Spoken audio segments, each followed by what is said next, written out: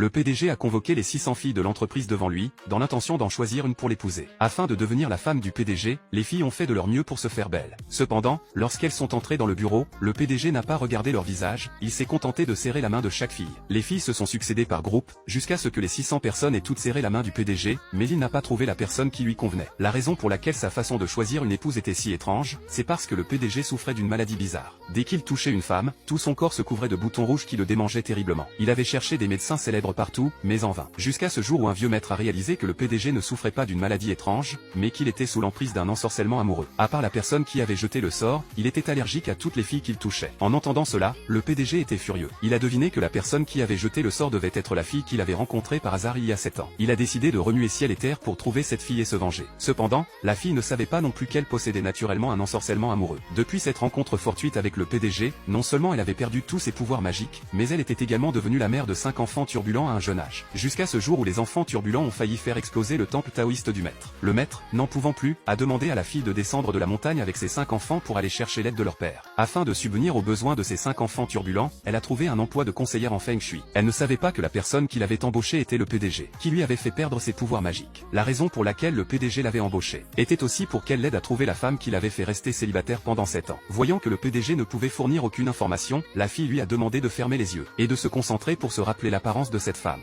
Ensuite, elle a commencé à jeter un sort. Très vite, elle a calculé que la personne que le PDG recherchait se trouvait dans l'entreprise. Finalement, après avoir serré la main de toutes les employées de l'entreprise, il n'a pas réussi à trouver cette fille. Pendant ce temps, les 5 enfants turbulents de la fille, afin que leur mère n'ait pas une vie trop difficile, ont décidé de mettre leur talent particulier en œuvre, pour trouver rapidement leur père qu'ils n'avaient jamais rencontré. Le frère aîné, un hacker de haut niveau, a ouvert son ordinateur portable. La sœur, un génie du taoïsme, a sorti sa boussole. En un rien de temps, ils ont rapidement trouvé toutes les informations sur leur père. La sœur qui connaissait la magie, trouvant que le trajet en voiture était trop lent, a utilisé ses pouvoirs magiques pour arriver instantanément à l'entreprise de son père. En voyant le PDG qui venait vers elle, elle s'est précipitée dans ses bras en criant à papa. Cela a beaucoup effrayé le PDG, qui s'est empressé de lui demander si elle ne s'était pas trompée de personne. Mais la petite fille avait une confiance absolue en ses capacités, et a affirmé qu'elle ne pouvait pas se tromper de personne. Peut-être était-ce dû au lien du sang, le PDG ressentait une affinité inexplicable pour la petite fille. L'assistant à côté a également dit que l'enfant lui ressemblait beaucoup. Cela a immédiatement éveillé les soupçons du PDG. Il a donc emmené la petite fille dans son bureau, et a demandé à l'assistant d'aller chercher la conseillère en Feng Shui, pour calculer les origines de la petite fille. En voyant que son père ne la croyait pas, la petite fille a arraché un de ses cheveux, et a demandé au PDG de faire un test de paternité quand il aurait le temps. À ce moment-là, la femme s'apprêtait à entrer dans le bureau, lorsqu'elle a été bousculée sur le côté par une femme ambitieuse qui était arrivée en courant. Il s'avérait que cette personne était la fiancée que le grand-père du PDG lui avait choisie dans son enfance. Lorsqu'elle a appris que le PDG cherchait la femme d'il y a 7 ans, elle s'est précipitée dans l'entreprise, furieuse. Cependant, le PDG n'avait pas reconnu cette fiancée nominale à l'époque.